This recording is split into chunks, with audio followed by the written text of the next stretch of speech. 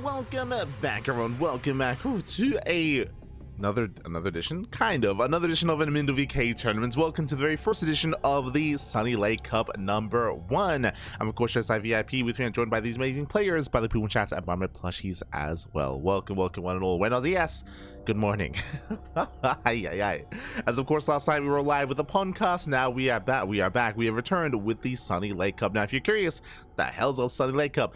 Well, you should be somewhat familiar with Firegrow Cup. Firegrow Cup is a monthly tournament that MindelVK does organize on a regular basis for the CIS region, and MindelVK has been organizing more and more events outside of just Firegrow Cup. He did start a show match series, which we did go over during the podcast, and he also started an invitational. That's what this is. I did ask him, I was like, yo, is it like a purpose behind the name? He's like, I just want to make it different from Firegrow Cup. It's like to make sure that there's like a distinguishing factor between the two. So one is Firegrow, the other is Sunny Lake. Sure, okay. sure thing. Why not, Matthew? Why not? Actually, I should have set up my background as well, but it's all good. Regardless, this is going to be potentially a new regular series. I don't know if this is going to be a one-off. I don't know if it's going to be a regular, maybe like once every now and then, whenever MindelVK sees fit. Maybe it will be a monthly. For the time being, though, it is our first edition of this invitational. Let's go. Once again, is centralized around the CIS region, and we have our first matchup of the broadcast. It is going to be Strange versus Nicoract. Now this is going to be a replay cast. We were invited to cast it live. We were going to be casting it live, but again, our schedule's just been so busy, especially with the thermal 2v2 circuit. We just have not had as much time to cover events, to cast events, just because of course that does take priority. And now we're here, now we are back with some Sunny Lake action. Let's go.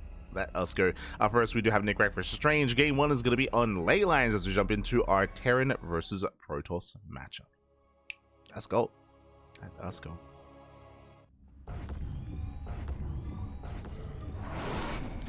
As spawning in the top right hand corner here of ley lines, we have the blue Terran player representing the Platinum Heroes. It is Nicoract. And spawning in the bottom left hand corner, we have the red Protoss player himself. He is just a little bit strange.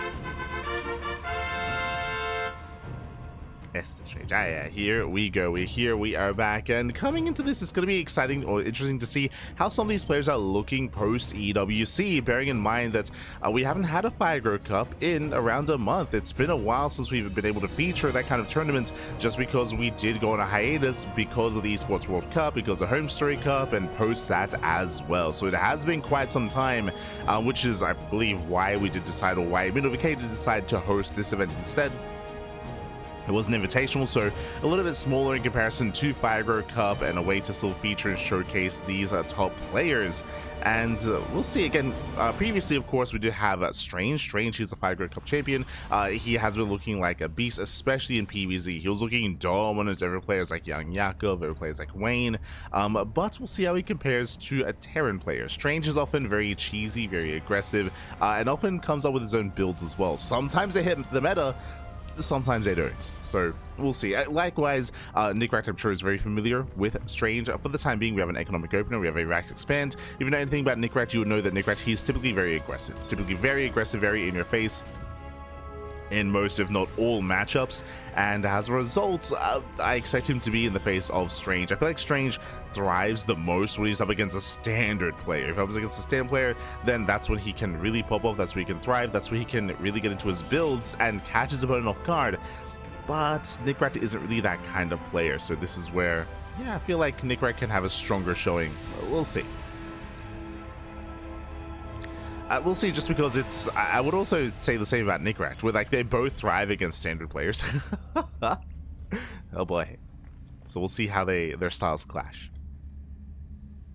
Also, no Gamba time, as this is a replay cast, so no Gamba. This should be a part of the title.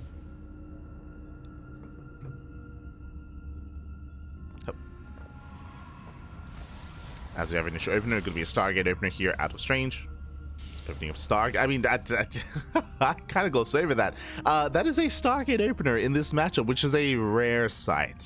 Very often we see Twilight Council into Blink, Twilight Council into Charge, but Stargate play is typically reserved for the larger maps. Like I'm thinking of maps like Torches with a shorter rush distance by air, maybe Persephone, maybe Maganatha as well. On a map like Ley Lines, this feels a little bit risky here. Very risky, very out of the norm, and very abusable in a way. The problem with the Stargate opener, I mean, there's pros and cons, of course. Getting into Phoenixes, if that is going to be the option, the choice, there we go. Phoenix production has begun, can give you map control, can shut down drop play and harass across the map. That is true, but against 2-base all-ins, against these big dedicated pushes on 2 bases that hit early, then the Protoss player can be punished just because they have so little to defend. Sure, you can pick up units individually, but what does that matter when your opponent has a plethora of Marines and tanks and they're just battling down your front door and you're lacking a ground army as a result? But now, oh, this guy's denied. We're keeping the Phoenixes pinned back. Keeping them further back. So far, have yet to be revealed. Behind this is going to be a Mind Drop follow-up. This is pretty standard play here by Nicoract, so he will eventually scout what's going on. But, I mean, this is going to be more ideal for Strange. He wants this Mind Drop to get across the map, and he wants to shut it down. Shut down the Widow Mines and the MindelVK as well. This is going to be more committed. A quadruple Mind Drop. Okay. The Quad Mind Drop is coming. Very committed here from Nicoract. And we'll see how many shots go off. We'll see how many probes go down.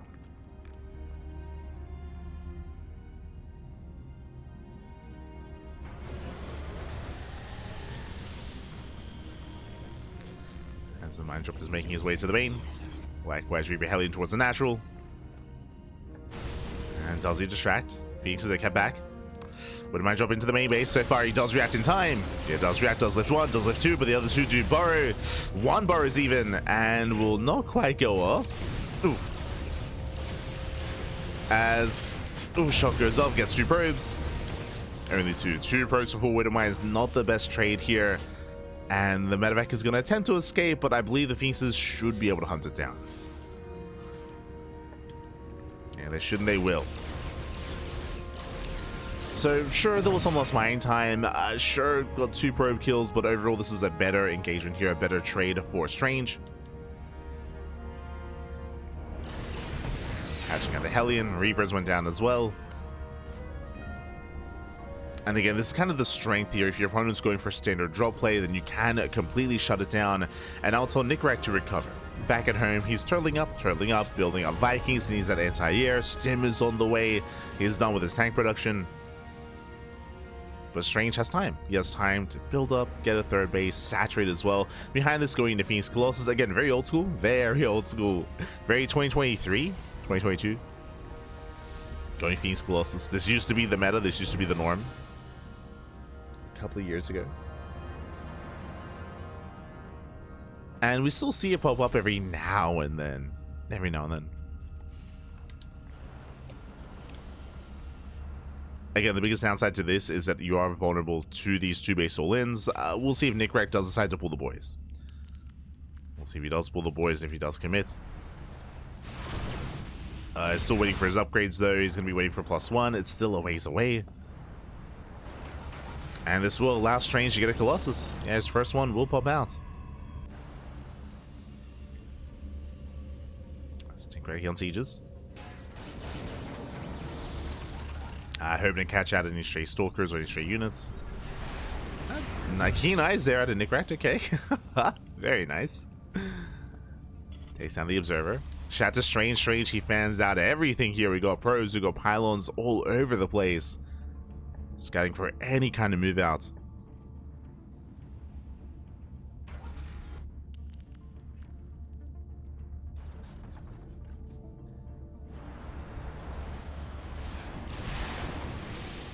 Speaking of, here comes the Unsiege. Our +1 is almost done. 3rd CC is on the way on location, so Nicoract, he's not going for an all-in. He is going to be spinning behind this.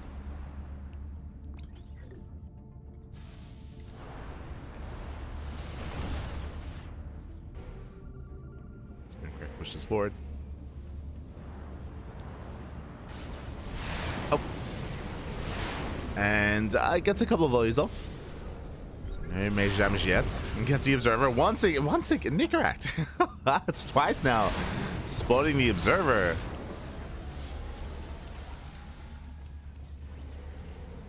As he pulls back.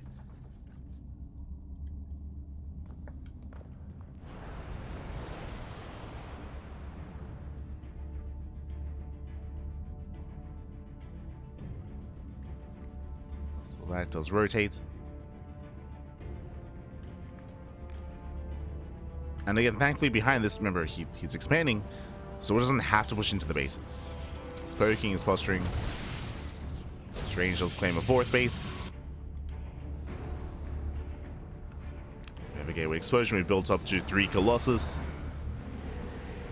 And soon Strange can start being active on the map. Thankfully for Nicoract, he already has a pretty healthy Viking count, even getting a 2nd starport to just double down on the mass Viking production.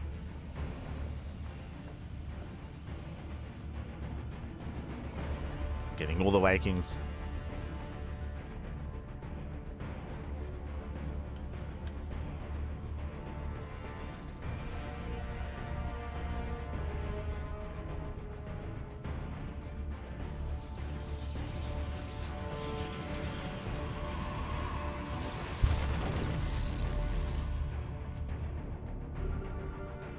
And the game is kind of slowing down. Okay. I'm a little bit surprised by that just because of the nature of both Strange and Nicoract, but yeah, they're both just backing up from each other. They're both slowing things down. Strange slowly building up back at home, so is Nicoract. We have some attempted drop play, which is going to be punished, unfortunately, here, as both Medevacs are going to go down. So a bit of a loss here for Nicoract. He does get 1, 2 Phoenixes. Okay. Does focus on a couple of Phoenixes. So we built up to 4 Colossus.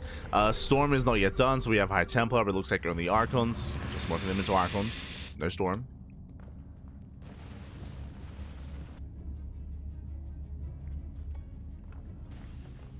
So players that will soon max out. Prism is on the way. We're on how many gateways? On 9. Soon to be 11.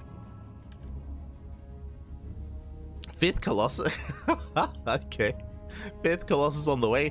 Typically at this point you'd be working towards Disruptors or Storm, one or the other. To just have all your eggs in one basket to just purely rely on Colossus is not ideal. It's how many? There's 11 Vikings. Now we're moving in. Zealots get into the mineral line. The Zealots get in, the Vikings, they get to town, they get 1 of the Colossus so far. But his ground army has a Kai pack. He gets 1, gets 2, wastes DPS on the Phoenix, and the Colossus, they do well here. Yeah, he breaks through the ground army, gets us up the Marines, and the Zealots will overwhelm. Yeah, again, he committed a little bit too hard to that fight, did Nicoract. And with that Strange, he will overwhelm. He overwhelms the army, the boys are being pulled. GG gets called, and Strange takes game number 1. Whew. GG. He was making a 6th Colossus, by the way. But GG, well played. Strange does take a lead in the series. Again, ideally when you have that kind of army, if you're in the shoes of Nicoract, you want to be engaging and kiting back, so your Vikings get damage on the Colossus and your ground army can try to retreat and minimize damage on the ground army. Instead, he just committed. He just committed to that one big fight. We saw the Colossus just reign supreme on that ground army. The Vikings eventually killed a couple of Colossus, but then they were on a move. If you notice, they were wasting some volleys on Phoenixes, not on the Colossus, so there was no target firing. And again, the ground army just stood in the lasers, and they didn't stand for much longer. They are, no. But GG well played. Again, a bit of a passive game. I mean, partly because of the opener, because of the Stargate. We saw that Nicoract was contained, but we'll see how that changes moving forward as we get into game number 2. Strange does kick things off with a lead, and we'll see if he can close it out here and now. We'll see if Nicoract can bounce back. Oh, as we load into one of the more aggressive maps in the map pool, we load into Pylon. As spawning in the top left-hand corner of Pylon, we have the blue Terran player, with blue Terran representing the Planet of Heroes. It is Nicoract. And spawning in the bottom right-hand corner, we have the red Protoss player, leading the series 1-0. It is Strange. Here we go. As again, welcome to Pylon. Pylon is a map where Nicoract can be much more assertive, much more aggressive, much more in the face of Strange.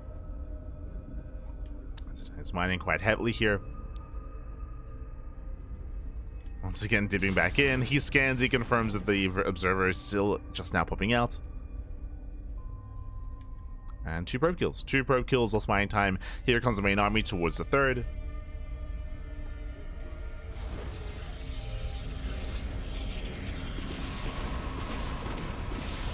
So he's moving in. Yeah, it does hit the 3rd base, and there's just no defense with this. The army's out of position. Blink Stalkers are amassing, but the base is under fire, and he cannot dive into this. Not into 2 tanks and a Banshee. And still being distracted. 3rd base goes down, massive pickup. Nicoract takes down the base, pulls away.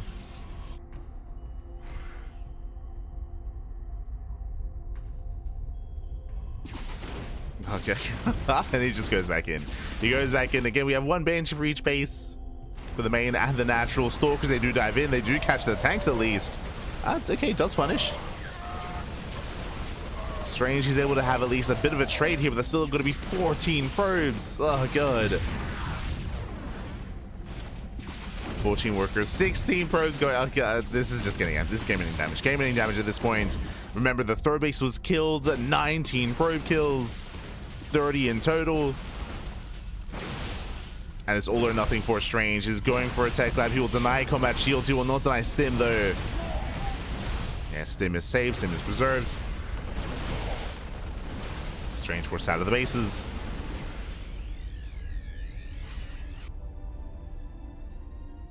He's forced out, and behind this, he has no economy. Down to 38 workers. Less than a 2-base economy. He's getting a 3rd base, which will help, true, but he needs more than that. Right now, a way to come back here is if Nicoract pushes, if he moves out to maybe bypass the army, get into a mineral line, get some SCVs, then recall back home. Just getting something done across the map. Otherwise, we're just going to be outscaled.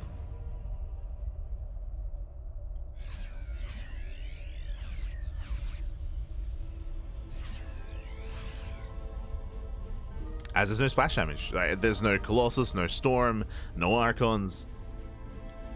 There are charge lots which do help. They do a great job buffering at least. But Nicoract is just rallying. Just rallying across. His 3rd base is now on location. And it's going to be a tough hold for Strange.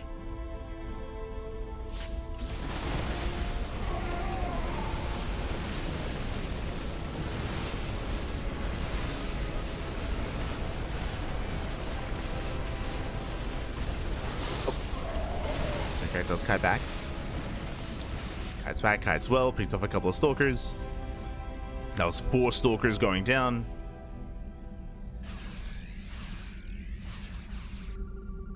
And now he's caught back up with combat shields. Did restart it. Again, the Zealots can be a bit of an issue here.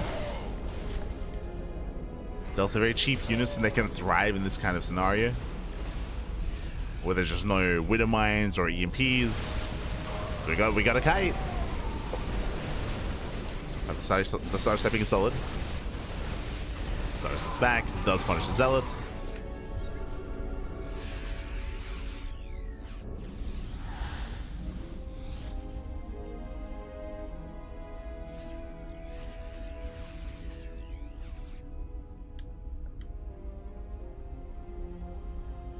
And this is a way for Strange to come back, going for the drop. He can get into a base, get into a mineral line.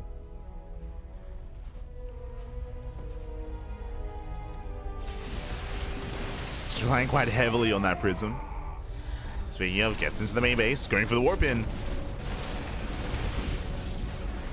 So let's go for the warp in. Nicoract, he gets distracted for a moment. That takes down the prism though. Prism goes down. Mine shot's gonna be going off, and Nicoract, he will defend. He shuts us down. Now he can focus on this push. He can focus on the main fight. There's still no splash damage. I mean, the reason for this is that, I mean, Strange does have the money for it, to be fair, to be able to afford something like Storm, but just doesn't really have the tech set up. Trying to warp in desperately. So 10 gateways. No temple archives. No bay.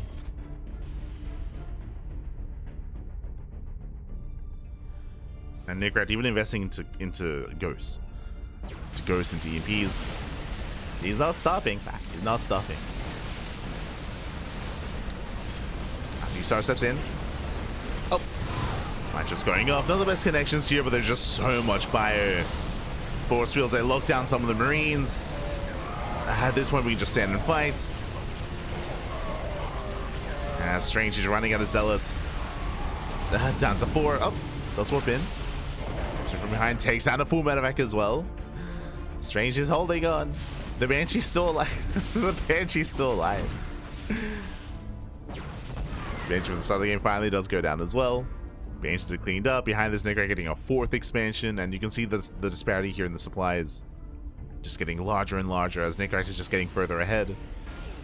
Strange, he's been treading water. He's been barely holding on, but he hasn't really been thriving. Hasn't really been able to threaten Nicoract outside of the War Prism into the main, but even that was dealt with quite well.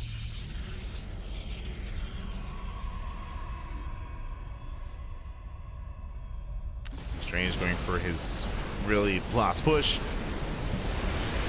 EMPs here on the sentries. No force fields. GG gets called, and Nicoract, he will tab the series 1-1. We're going to the ace match. GG. We are going to the ace match, going all the way to game 3. Again, when it came to the map itself, when it came to Pylon, we did expect something more aggressive out of Nicoract. He was able to achieve so much damage early on with the Reaper Hellion push. Remember, he got, what, like 7 to 9 probe kills, and then in the aftermath and the follow-up, the Cloak Banshees, they did wreak havoc. We had 1 Banshee for each base, and Strange, he was just torn apart by those Banshees. And that was game ending. I mean, it was the Banshees alongside the fact that the 3rd base went down. Remember, the 3rd base was also killed. It was 30 probe kills in total throughout the course of that game up until that point, and there was just no way to really recover from that. The best chance there was, again, if Nicoract made mistakes. If he was overextending, if he was out of position, then maybe we could get some damage done, but in the end, Nicoract, he was looking quite solid. Now we're getting into game number 3. Oh boy. Gonna be loading into precision. Oh, we're in the lake.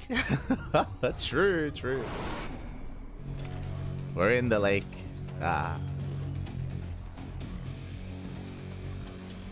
As spawning in the bottom right corner of Persephone, we have the blue Terran player. The blue Terran representing the Platinum Heroes. It is Nicoract.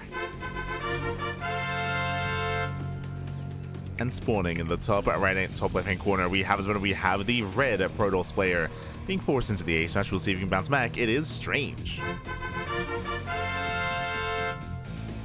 Nice Banshee. Este practice X. Ay. Good to see you, buddy. Good to see you. Como siempre. Also, good night, Einstein. Good night, Einstein. Good night. It's 2:30 a.m. Yo, if you're out there, if you're in Europe right now, if you're watching, 1, I appreciate that you're watching, but 2, get some sleep, buddy. Get some rest. You're all animals. Take care of yourself, buddy. Take care of yourselves.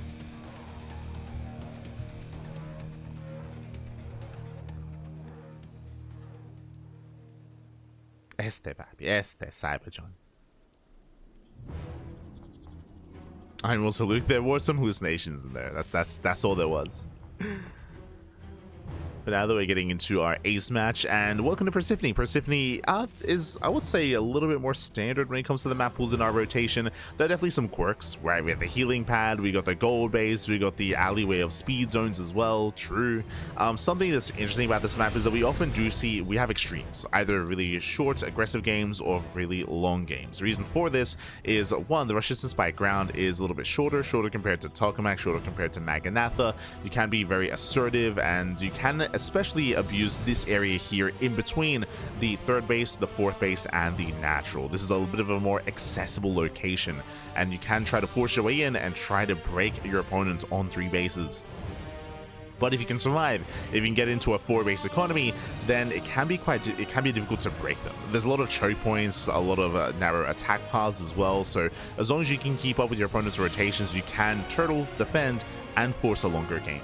On top of that, because of the map layout, it can be quite difficult to take your opponent's bases. There's very much so a distinguishing line between your half and your opponent's half of the map, as there's just all this dead space in between. So it can be difficult there in that kind of circumstance, that kind of case. The most accessible base would be the gold. The gold here is typically what we fight for if we end up in the late game.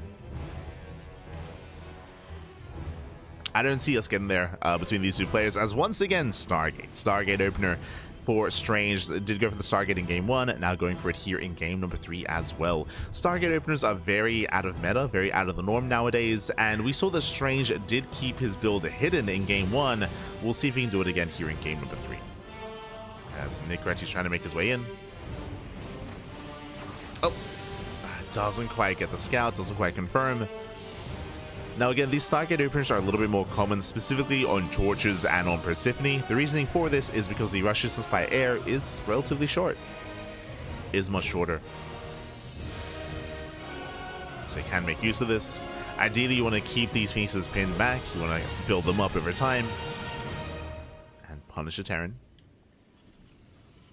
Correct back at home, going into zone 111. Once again, pokes in. Doesn't see much. Here comes the MindelVK. So previously in game 1 we had a Widowmine drop which could completely shut down. Here it's going to be a Marine drop instead. Once again though, we are banking up those Phoenixes to catch any drop play. Marines are good, but remember these are vanilla Marines, so they're going to have a hard time focusing down those Phoenixes. They are going to have a harder time.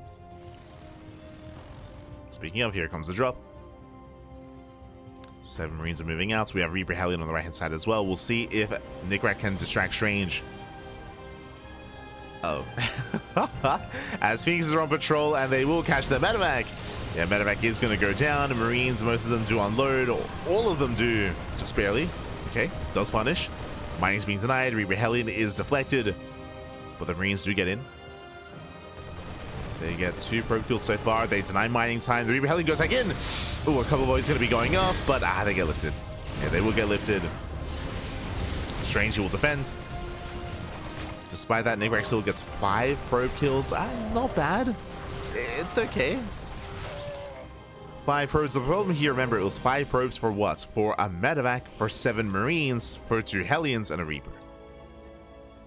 3 hits, so 3 Hellions and a Reaper. Quite expensive. An expensive trade here for the Terran. Strange defense. Not the cleanest defense, but defense nonetheless. Now we can counterattack. Yeah, just punishing the boys. 3 SVs do go down. Behind this, Nicoract is getting to his own Viking production, getting to Sim, combat shields, building up his anti-air. And Strange once again rushing into a Bay, into Colossus. So again, very old school going Phoenix Colossus. We saw this in game 1. That was a fresh mule as well. Yes, they're Strange. Takes down a fresh mule. Nicoract still building up. Now, because of all the losses that Nicoract has sustained, he does have a choice to make here. Once he gets into Stim and combat shields, there it is. I was going to say either we expand or we commit and we pull the boys. We have the answer, we're expanding. So Nicoract does claim a 3rd. Getting it on location, Strange, he spots this with the Observer. Ooh, nice catch, gets 1. Nicoract does punish, catching 1 of the Phoenixes.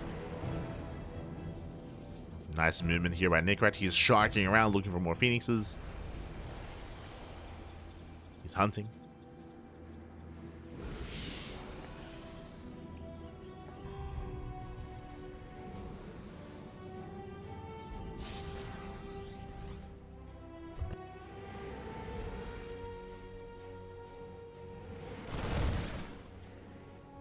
As Nicoract, he's rotating, being active. I don't really see Nicoract breaking this main army, especially with shield battery support, but he's rotating over to the 3rd. Gets a shield battery, it's a kill, not a cancel. Likewise, kiting back against the Phoenixes. Nice kiting so far. Gets 2. Gets 2, almost 3 Phoenixes. Did I say almost? He does get all 3. Okay, he resets the Phoenix count. Once again, pulls away, not tempted by the healing pad. But again, very nice movement here by Nicoract. He bled out the bare minimum. And he got 3 Phoenixes, dealt a little bit of hull damage. As he mentioned, he could not fight head-on. If he fought head-on, he would lose everything. So he plays it very carefully, trades well. well.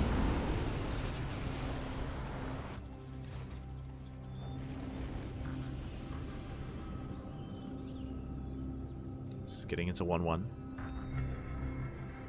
He moves out. The move out is spotted by the observer. The drop, I believe, has not. There is still an army in position, though. We have a Colossus and 2 Stalkers.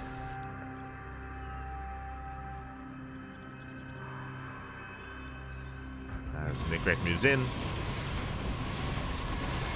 Double jump into the main.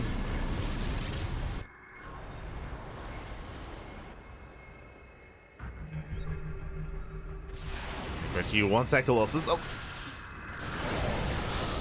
Sims for it, doesn't really get anything for it. Once again, Nicoract has to be so careful with how he's playing right now, because he cannot fight head on. If he commits too hard, he will lose everything. So he pokes in, pulls away. Doesn't force it.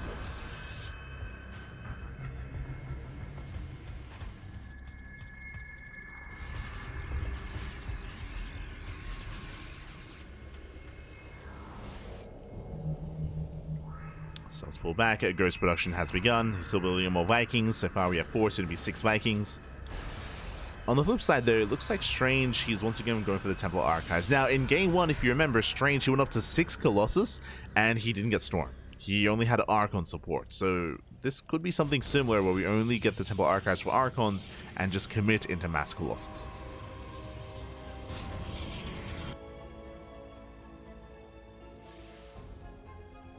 So far it seems to be the case, as we have not begun Storm.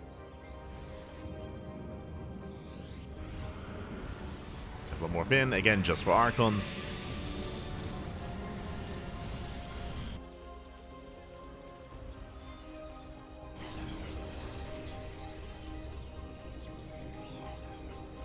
Nicoract is building up. When the armies do clash, this time there won't be any Phoenixes to tank Viking volleys. They won't be there. Already dealt with. And Strange is pushing. Here we go. He's about to max out.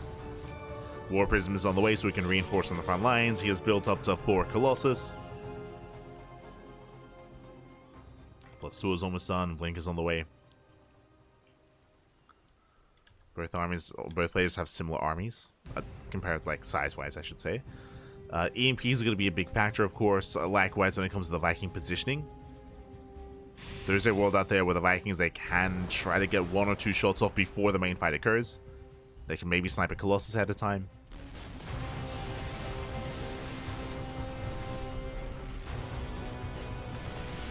Vikings, yeah, they do try to zone away. Once again, Nicoract has to be so careful with how he fights. He doesn't want just aim move in. Speaking of where there's EMPs. Just playing it safe. Plays it safe, pulls back. Strange rotating over. Vikings, they're coming in for a flank. EMP goes off on the Zealots. Vikings, they collapse in, they get 1. Ooh, they deny the warp in. Nice pickoff. Ooh, the Viking army, though, does fight head on. There we go. 1, 2, 3 Colossus going down. The Vikings, they put in a lot of work, and it looks like Nicoract, he will claim the fight. Takes out the Prism, takes out all the Colossus, lands the Vikings, and he will kill everything. Again, a very clutch fight here. Nicoract, a better angle of attack. He denied the warp in as well. There was no micro potential. And Nicoract, he does take it. But he doesn't really have enough to counterattack. This is the army. He's got, what, 7 Marauders, he's got a Marine. There's not much left over. Strange, rebuilding, remaxing. Now, thankfully for Nicoract, Strange, he only has 1 Robo. So he can only make 1 Colossus at a time. Rebuilding all those Colossus, it's going to take quite some time here. There's a 2nd Robo on the way, but it's still not even halfway done. So it's going to take Strange quite some time to rebuild and remax. Nicoract getting into his Liberators. Liberators on the way. 3-3 as well.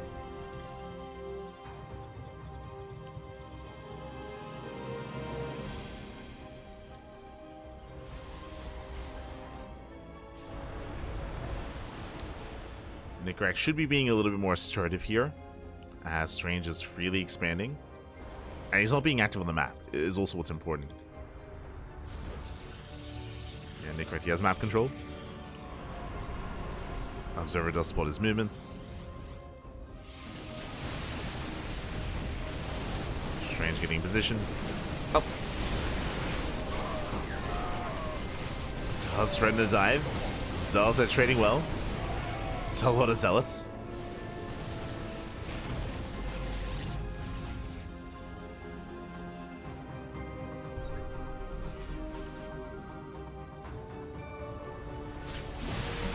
Nicoract does notice movements. EMP on the Zealots. Solid EMP. Still going to be 3 Colossus, and the Viking count has been thinned out. There's not many Vikings left. Nicoract trying to kite back. Bleeding out Marines, bleeding out a Ghost. Yeah, second Ghost goes down as well. Some expensive losses, but he's kiting nicely here. Again, we're fighting out of range of the Colossus. And at the same time, Liberators. Liberators have been popping off. We have, oh my god. That was how many? That was 19. 19 probes going down.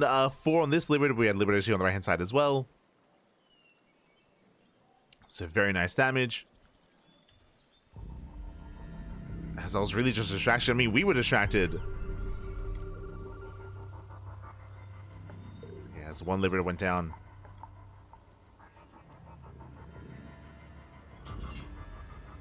With that, Nicoract, he maxes. This is also why the economy has been crippled here for Strange. Nicoract, he's the first to max out.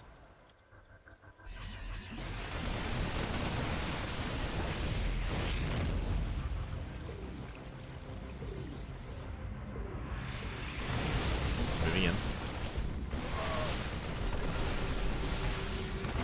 And once again, distracting on the right-hand side. The main army does push towards the left. How many Colossus? There are 4.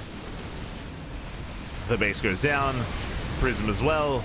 Oh, this is not the fight to take here for Strange. Strange, where's the buffer? Where's the support? Colossus are on their own. And he's gonna lose everything. Gonna lose every Colossus. Ay, ay, ay. Again, the buffer just was not there. Losing 3 Colossus, the Prism, the 4th Colossus. And there's just nothing. There's nothing remaining here. We have a couple of Archons trickling in. The Vikings, they land. At the same time, we see Nicoract pushing on the right-hand side. A Liberator back into the main base. 13 probe kills. And GG gets called. Nicoract, he pulls Strange apart. And Nicoract, he will take the series 2-1, advancing on to the next round. GG. Whew. GG, well played. Nicoract, he does claim the series. Again, this was once again a little bit more, I was gonna say passive, but Nicoract, he was able to get some damage done early on. He was able to take a much better fight as well. Both armies maxed out. I'm referring to the first big fight with the Colossus, where we saw Nicoract able to come in from a flank with those Vikings, deny the warp in, shut down the Prism, and just have a much better engage with Strange. Much better compared to game 1. Like game 1, everything was just disastrous there, but here, coming into the ace match, Nicoract, he was much better prepared, and he was able to shut down the army, and we saw that from there, he just got further and further ahead. There was also that key moment when he was able to kill 19 probes with his Liberator harass.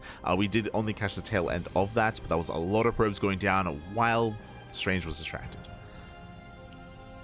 He was distracted. GG, well played with that. Congratulations. Nicoract does claim the series and does advance on to the semifinals of this tournament, and we're going to be following Nicoract into his next match. Up next is going to be Nicoract versus Wayne. Wayne, of course, is one of the stronger Zerg players in the region. I say one of the stronger just because I feel like for a long time he was at the top of the region, and even of Europa as well. I would have said that Wayne, he was what, top 5 Zerg player in Europe. Nowadays, I feel like Young Yakov has surpassed him. Like Young Yakov, he's been grinding a little more, he's been improving a little more, he's been more active, and all that activity has been reflected in results as well. You know, Wayne, he's still a veteran of the scene and a veteran of the region for sure, but alas, he has been less active as of late.